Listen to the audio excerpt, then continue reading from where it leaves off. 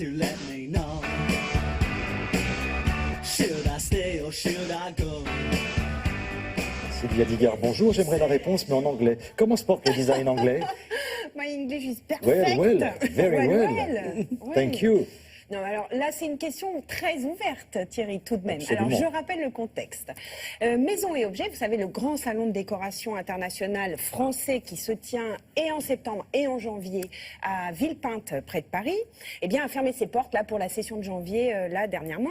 Et la particularité de ce salon, c'est que, il décrypte les tendances de la décoration et deux, souvent, il découvre des talents internationaux, français aussi, parce qu'il y a un prix du designer français. Et puis après, il y a un espace qu'on appelle Talent Awards et qui, une session sur deux, fait un focus sur des designers étrangers. Et là, c'était l'Angleterre, forcément, qui était mise à l'honneur.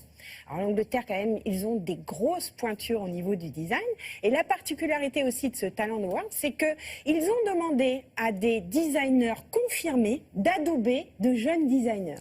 Pour voir un petit peu, justement, comme vous le disiez, où on en était de la scène anglaise, parce que c'est comme ça qu'on dit, du design. Alors, j'ai choisi le duo, il y avait quand même Sir Paul Smith, qui a choisi un créateur. Après, ce sont des gens qui sont plus pointus au niveau du design. Rose Lovergrove, j'en ai déjà parlé, mais bon, il est moins connu. Il se Crawford, enfin, des gens qui ont une réputation internationale dans le domaine du design et qui sont allés chercher ces petits jeunes. C'est assez sympa. Enfin, je trouve que c'est une très bonne idée. Je trouve que c'est très bien de mettre en avant comme ça de jeunes talents.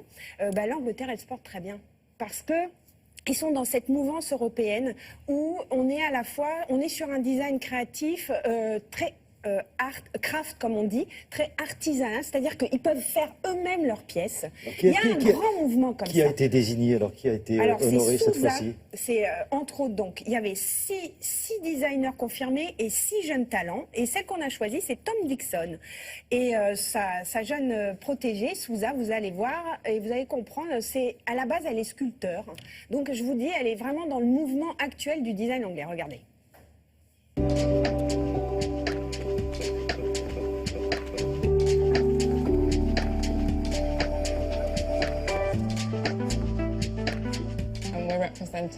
J'ai été sélectionnée parmi les 6 jeunes créateurs britanniques mis à l'honneur sur le salon Maison et Objets. Et Tom Dixon a vu mon travail, m'a choisi et c'est une grande chance pour moi.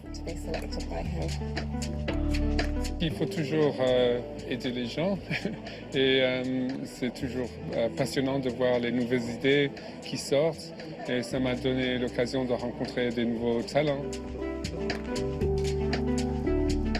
Je pense que je me situe entre l'art et le design. Aujourd'hui, le regard sur le design est en pleine évolution et j'essaye de repousser les limites dans mes créations.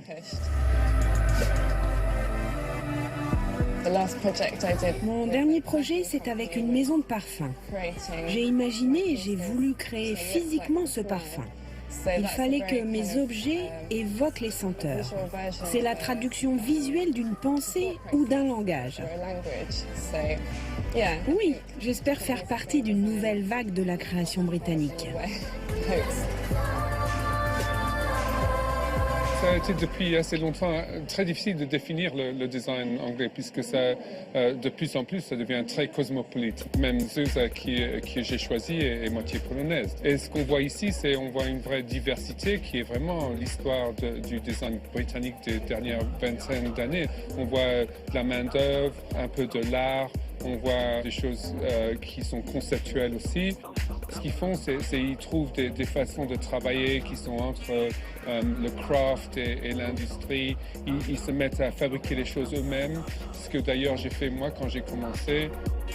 Et ils trouvent une esthétique très personnelle. J'aime faire de la scénographie ou de l'architecture d'intérieur. J'ai déjà réalisé des projets dans de très grands espaces en partant de structures en métal dans lesquelles je réalisais des objets en acier suffisamment imposants pour remplir ces grands espaces. Tout l'intérêt de ces aménagements intérieurs, c'est d'exprimer mon univers. J'adorerais en refaire.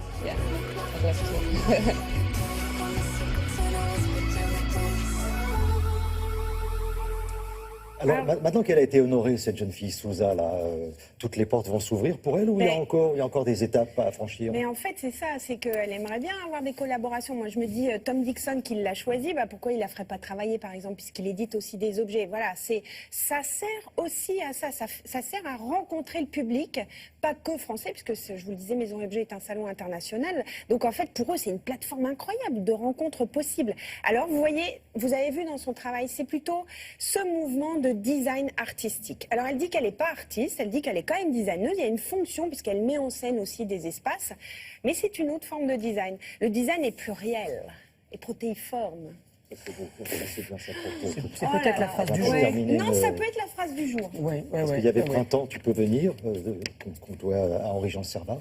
Et moi, Voilà. c'est le design est pluriel et protéiforme. Alors, une tendance